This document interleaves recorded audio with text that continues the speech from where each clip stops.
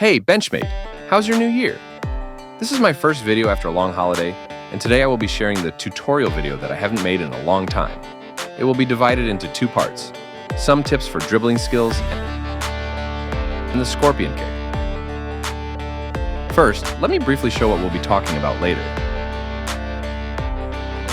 And let's get started. Part 1, tips for dribbling. We all know that when we double tap the joystick, the player will perform a hard stop. At this moment, you can use this trick to do some dribbling to beat the defender. For example, swipe the joystick backward and hold it. You can do the strafe dribble, or simply swipe backward and then forward, and the player will perform the drag back. A more advanced move is to use this skill quickly when your player just receives a ball.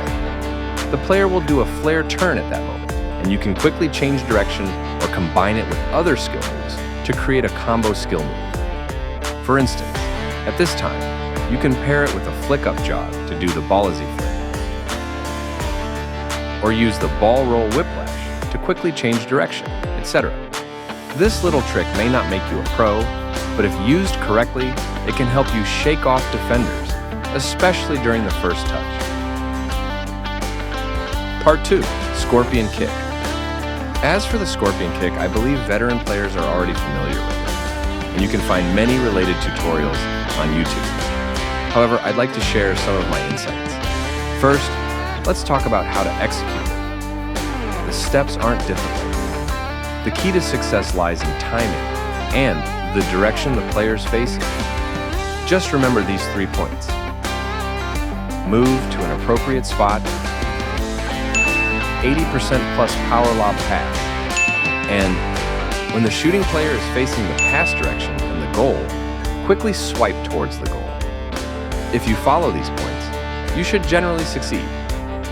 From my personal experience, the main factor for success is the last point. Maintaining the player's perfect alignment with the goal and the ball's trajectory is challenging, which is what makes the scorpion kick difficult. Most of the time, it turns into a flying header or an overhead kick.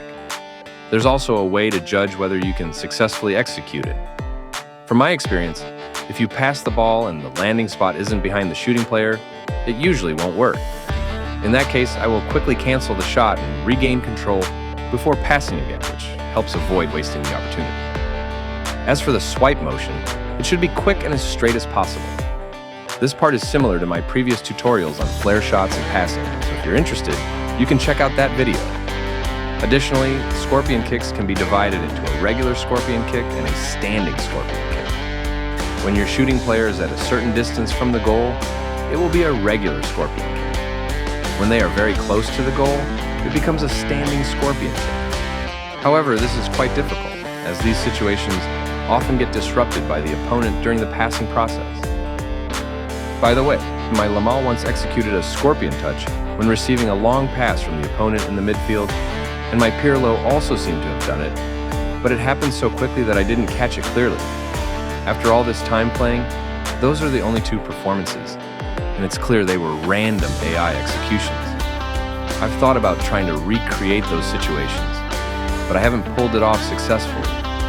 If I figure out how, I'll make a video to share with you all. That's it. I hope this helps you while playing the game. Don't forget to subscribe and like, and I'll see you next time. Bye-bye.